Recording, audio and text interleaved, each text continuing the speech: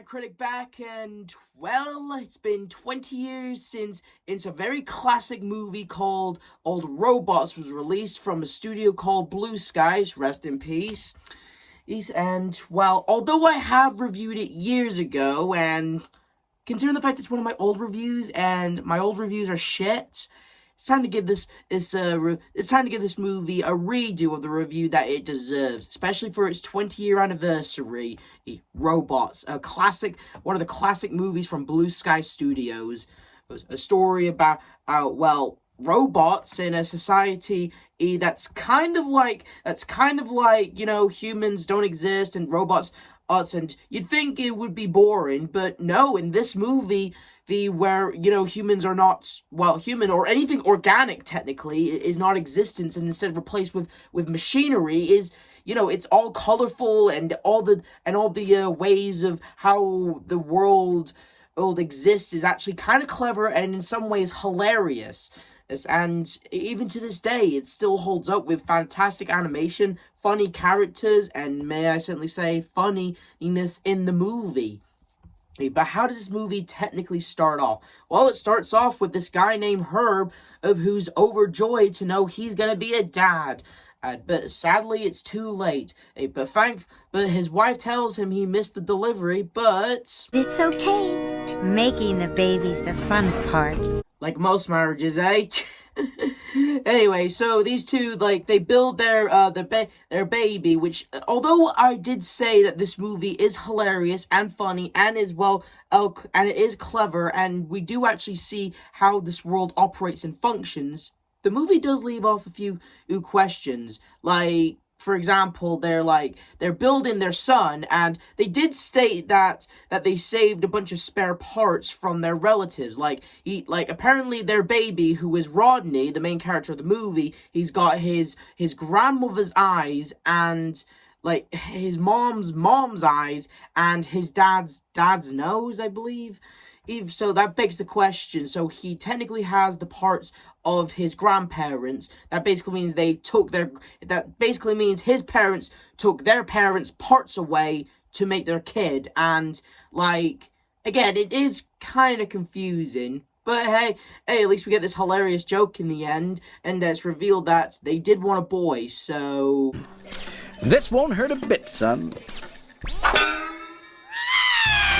Yeah, I will certainly say this, though. This movie, again, it does have its funny moments, but it does leave a bunch of questions, but I will get to those later. So we get, a montage of Rodney growing up, and this funny scene where his dad is playing Got Your Nose, where his dad actually has his nose! Anyway, so we eventually grows into a 10-year-old, I believe, and we get introduced to Mr. Bigwell, voiced by Mel Brooks. And yeah, Mel Brooks does a fantastic role in this movie. Like Mel Brooks, he's an awesome guy. He's funny, and he's been in a lot of awesome stuff. But a lot of people do say that Bigwell is definitely... he's at his goal. He's definitely, one of the best, and he was definitely made, I guess you could say, for lack of a better word, made to do Bigwell, and I couldn't agree more. He definitely does do a fantastic role. Well, I mean, you see a need, you fill that need. Quote, good line from Bigwell. And so Rodney grows up and wants to be a big guy. He wants to be an inventor just like Bigwell, and even makes his own Wonderbot, apparently, who was designed to help his dad help with the dishes. And again, it begs the question, since his parents made him from a delivery, right? And Rodney made Wonderbot, and that begs the question, although Wonderbot is played off as more of as the pet character, that begs the question, since Rodney made him, doesn't that technically mean Rodney is technically Wonderbot's dad, and that technically means Herb is the grandfather, technically? So, again, it just begs a few questions, and the movie never really had the time to dive into those. But, But eventually, Rodney, he wants to go to he wants to go to Robot City, not a very clever name for the city, but whatever. So he can meet Mr. Bigwell and get a job. And that's basically the whole end goal for Rodney. He managed to make it to Robot City with some very clever and very awesome ways of how he got there. And we get introduced to, personally, my favorite character of the movie, Vendor, voiced by the late Robert Williams, and yeah, like Vendor, he's just absolutely my favorite character throughout the movie. Like every line, like even though it's Robin Williams just being Robin Williams, and see like Vendor, like every time he's on screen, you're glad he's on screen. And hell, we even get an awesome cameo from Sid the Sloth in robot form during the train scene and all that, and that's pretty cool to actually see And when Rodney actually does manage to get to Bigwell Industries, turns out Bigwell's nowhere to be seen, and we get introduced to the villain of the movie, Ratchet, who apparently, although I didn't cover it when I first reviewed it, and apparently Razorblade kind of opened my eyes to, like, its message, and, like, basically, like, the deal is that they're out modes. There's a thing out there called out modes, which apparently implies of robots that don't have their replacement parts, because apparently all robots need to eventually replace their, like, their parts, and so that way they can still function and stuff, and it's basically basic essentials. But since Ratchet, he's a greedy, kind of like over big-headed guy who kind of doesn't like out modes, kind of prejudiced in some ways, if I'm being honest. He gets rid of spare parts, like no more spare parts. If no one can, buy upgrades, they're pretty much scrap metal, and they'll be sent to his mother, Madame Gasket's chop shop, while they'd be melted down and turned into upgrades themselves, which again is kind of fucked up when you think about it even more, because, like, hypothetically, if I was a robot that lived in the city and I got outmoded, that basically means my corpse would be dragged into this chop shop, melted down, and turned into upgrades, and then basically being worn by another robot. That's more fucked up when you think about it, really. But yeah. So that basically, and it implies to like rich people will survive over poor people. It's sort of like that kind of deal. Like out modes are kind of like poor people, and Ratchet are kind of like rich people who just don't like poor people, That's kind of like the message, the deal of the movie. And yeah, I do think this movie actually does tackle it kind of well, actually, if I'm being completely honest. It's like Ratchet, he doesn't like out modes, he sees them all rusted and all that, and he's all like, why be you when you can be new? Ooh, and if you can't afford those upgrades, tough luck, sucker, you're going to my mother's chop shop. And as for out modes, they just, it's either they can't afford upgrades, so they just want spare parts. But it's not going to be a thing. And Ratchet, he tries to go to the office, but he ends up getting kicked out. We run into Bender again, and honestly, he gives my favorite line from he honestly gives the best line in the movie from him. And there are a lot of great lines in the movie, but if I had to make a personal favorite from Bender, it would be this one. That's him! That's the guy! I would know that face! I know that face, and I know that foot! Psst! He's over there, moron! That's the perpetrator! He knocked my head off! You want another piece of me? Anyway, Rodney eventually befriends Fender, his sister, and the other robots that are with him, and then even repairs Vender's neck. And eventually we learn about the sweepers, which I did explain earlier about, so I'm not going to go through it again. But we get introduced to Madame Gasket, who I did mention earlier, but did not tell her about her character. She's a sick, twisted, evil robot. I try. And she's the mother of Ratchet. And honestly, I love the dynamic between Ratchet and Madame Gasket. I honestly wish I got to see either recording booths for both of the voices of Ratchet and Madame Gasket, of the dynamic they must have had when they were doing their lines. Because they just are a blast together. They are just having fun on pretending to be mother and son, and it's honestly just really funny, and really like 1 minute they're planning to make Robot City Ratchet City, and 1 minute, the next second in Madame Gasket's just being a caring, loving mother. It's really funny and sweet at the same time, actually, and diabolical. Well, I just love the dynamic between the two. It's really awesome.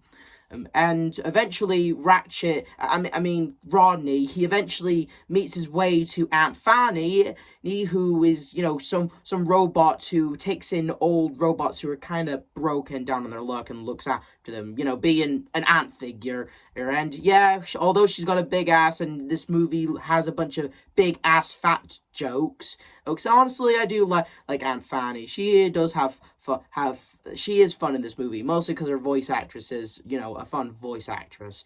Yes, and I do like the stuff between Ratchet, Rodney and Vendor. They kind of had like a bit of a bro vibe, they had like a bro vibe in the movie, and it was honestly just really fun.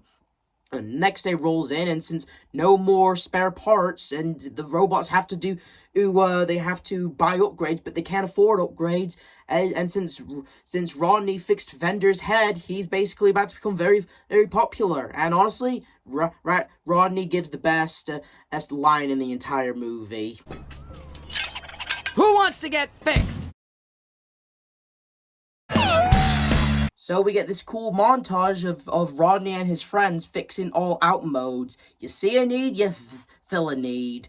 And he earns the respect of all the robots he's fixed, but the next day, there's more robots out there that need more repairs, and he can't fix all these robots. He needs a miracle. So they think going to Bigwell. And he thinks that Bigwell will be at the Bigwell ball, but he's not. And eventually, Kathy, a robot that Ratchet's been hitting on in the movie earlier, it eventually joins them and helps Rodney find Bigwell. And I don't and again, this movie, Kathy, she takes Rodney to Bigwell's house, and since Bigwell has been gone for, I'm assuming, years maybe, I'm surprised no one has ever went to his house, since they know where he lives. And in this day and age where you can stalk celebrities, because of paparazzis and stuff, I'm surprised Rodney and Kathy are the only ones who ever tried to go into Bigwell's house and actually end up meeting Bigwell, who throughout this entire time is not been dead or anything. He's actually just been in his home collecting dominoes, and apparently there's another reason behind why he's been absent and letting Ratchet outmode over robots. Apparently when at first Bigwell did have good intentions to help others, but when Ratchet came in and showed all these new ideas, it made Bigwell feel like an outmode himself, and eventually, he eventually tells Rodney to give up, given the saying, never meet your heroes. And we also get the scene again. We also get the scene in the movie where Vendor gets swept up by a sweeper and taken to Madame Gasket's chop shop, where he hears about Ratchet and Madame Gasket's evil plan. And we get in my opinion, the most confusing question. I've pointed out in the movie that there are some scenes in the movie that are clever, well done, and it does make the world building of this movie seem kind of cool and kind of clever. But I've also pointed out how there are some scenes in the movie that don't really make sense, and the movie never took the time to ever ask those questions. And this is my biggest question. There's a scene where Fender loses his regular legs and replaces them, and they seem normal, but they're revealed to be a lady part or legs. They're revealed to be lady legs, and that begs the question, so what does that mean for Fender? They play it off as a joke now. They play it off as a joke that Fender is more feminine now, and that begs the question, so is Fender now a woman? Is he non-binary, or is he transgender? How does this work exactly? Again, I'm just curious here, and the movie never took the time to ever explain these things, and yet they treat Fender's new lady legs as a joke in the movie. And again, I'm even to this day, I'm still wondering, so is Fender no longer a man now? Is he now a woman? Again, it just confuses me, that's all. Eventually, Kathy and Rodney, they go to a train station, and at first they think of giving up, but then they decide to take the fight out to Ratchet, and eventually Bigwell, a change of heart off screen, shows up and eventually joins the fight. And honestly, Bigwell, although he does come up in the movie a bit, and he's absent from the majority of the movie, when he shows up, you're glad he's in the movie. I'm just saying, Mel Brooks, he does an awesome job playing Bigwell, as much as Robin Williams does an awesome job playing Vendor, okay? During the climax, Bigwell tries to confront Ratchet, but Ratchet knocks him out, and we get this really cool chase scene that goes on for quite a while, that he actually evolves into some cool stuff, and eventually Bigwell getting captured and taken to the chop shop, and eventually eventually all the outmodes that Rodney has helped and fixed during the time he's been in Robot City join the fight. And honestly, we get this like, I can't play this clip because it's got a copyright song in it, but during the fight scene, Fender, he plays Hit Me Baby One More Time while doing this dance to defeat some of Madame Gasket's minions. And honestly, best scene from Fender, that is. I wish I could play the clip, but hey, I can technically show it, so... Oh, still, honestly, I found it confusing, but at the same time hilarious, and at the same time glad it was in the movie, okay? Like, Fender, all I have to ask is, where did that come from? Why just suddenly spring into a dance fight while playing Hit Me Baby One More Time? Like, I don't get it, but I loved it, and I'm glad it was in the movie. Yeah, I'm glad they chose Hit Me Baby One More Time to play in that scene. It was awesome. Favorite part of the movie, that is. And at the end of the movie, they manage to take care of Madame Gasket, giving her a taste of her own medicine, and Ratchet loses all of his upgrades. And eventually, Bigwell and Ratchet make it back to Rodney's father, Herb, and it was foreshadowed earlier in the movie that Herb wanted to be a musician, but his father didn't think he was built for it, so he became a dishwasher, but he quits his job, and Rodney, he gives his dad the chance to shine, and we end the movie on a dance scene, where we see all the robots dancing together, probably coupling up, and honestly, it was a very good scene to see, and that was Robots. And after 20 years later, it still holds up, and it's honestly a still awesome movie to watch. Like, although there are still some questions in the movie that don't exactly add up, like, for example, like, if you're a robot, what are the chances that you're just a normal robot, but then you could be built to be a fire hydrant where you get pissed on by a dog, or we actually see a bird in the movie that needs winding up. So what would happen if that bird was in the sky flying, but it powers down, and it falls to the ground and dies? Like, is that just the circle of life for robots? Probably, maybe. Or what about if you're rebuilt as a drum? This dude right here, he was at a drum and he's getting paid to get beaten up. Kind of reminds me of that else stuff from the Owl House. Although this movie does have some questionable stuff in it, like I just pointed out, it does have some world building stuff that is funny and clever. It's got a colorful cast of characters that are fun and well casted. I will certainly say, the casting, mwah, chef's kiss. Yes, I loved all the people who voiced the characters. Okay, they were all great and well chosen to play these roles. And again, 20 years later, this movie still holds up. I mean, we would have gotten a Robots 2, but apparently we got an Ice Age sequel instead. Go figure. And, well, I guess it's better than this movie to stay as a standalone movie, I suppose. And, yeah, Robots, I'm glad after 20 years it's still an awesome, great, fantastical world full of colorful robots, and with its world building that's sometimes questionable, but at the same time still clever and funny. And I do love its message about, like, out modes are technically like a metaphor for poor people, and like, you can't buy the upgrades, tough luck, you're just, like, I think in this day and age, the movie's message handles that very well, and I think it ages just very well, it does, okay? And that's more I have to say about Robots. I still love it to this day, and it's still an awesome movie, and I'm glad after 20 years it's still an amazing film. Do I wish that some of the stuff do I wish that some of my questions got answered? Hell yes, I do, but you can't win them all, as they say. Hey, you see a need, you fill a need. This is the F-Man Critic telling you to like, subscribe, hit notification. I'll see you guys next time. See ya!